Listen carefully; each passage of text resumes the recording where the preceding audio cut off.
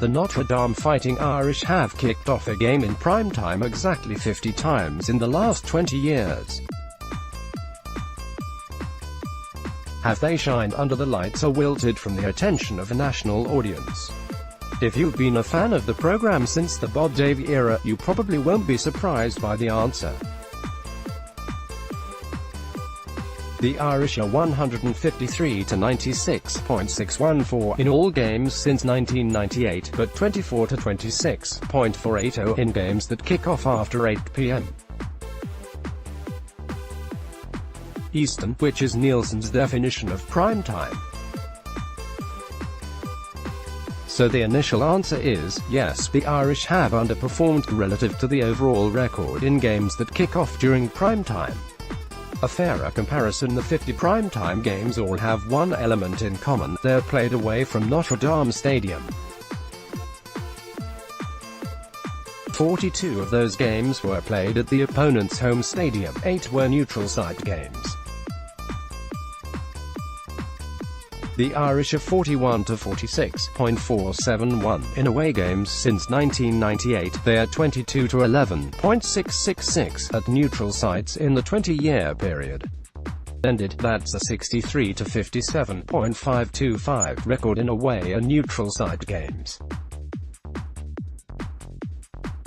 If we're looking at the last 20 years, the Irish have been slightly better than a coin flip in games not played in Notre Dame Stadium. The record in games that kick after prime time is 4.5 games worse out of 100. So while the 8 p.m. or later kickoff doesn't help, it's not making things terribly worse. Tougher competition. When you think of primetime kickoffs, it's natural to conjure up a college game day-worthy game, two ranked teams clashing. That hasn't been the case for Notre Dame. Of the 50 games that kicked during primetime in the 20-year period, just 16 have been games in which both the Irish and their opponent were ranked. The Irish have won just 4 of those games, against the 2002 Air Force Falcons, the 2012 Michigan State Spartans, the 2012 Oklahoma Sooners and the 2015 Temple Owls. There were 6 additional games in which the Irish's opponent was ranked but Notre Dame was not. Notre Dame won 2 of those 6 games, against the 2002 Maryland Terrapins and the 2005 Pittsburgh Panthers. Both were season openers, that means there was 28 games where the Irish played in prime time against an unranked opponent, and Notre Dame was 18 to 10 in those games. The Irish were 8 to 3 in primetime games in which they were ranked and their opponent was not.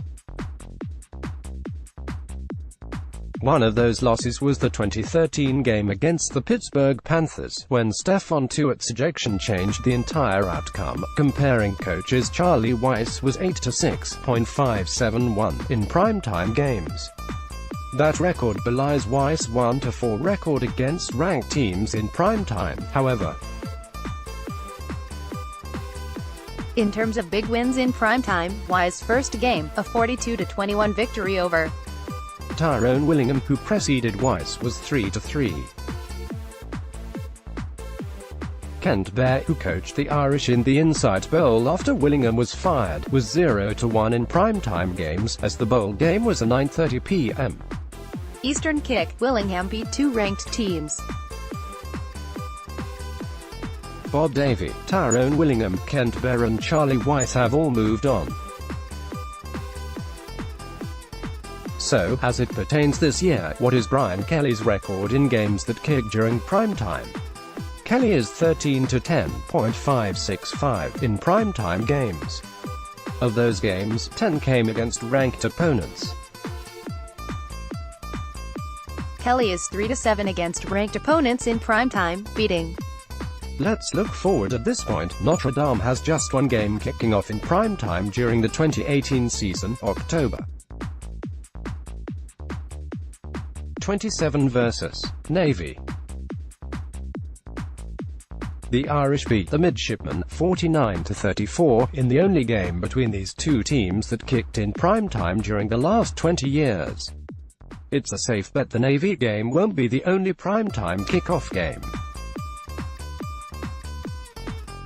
The season finale against USC is a good candidate for a primetime slot, as it was in even years between 1998 and 2012. The 2014 and 2016 games against the Trojans were played at 3:30 p.m. Eastern, however. The Irish didn't play in a single primetime kickoff game during the disastrous 2016 season.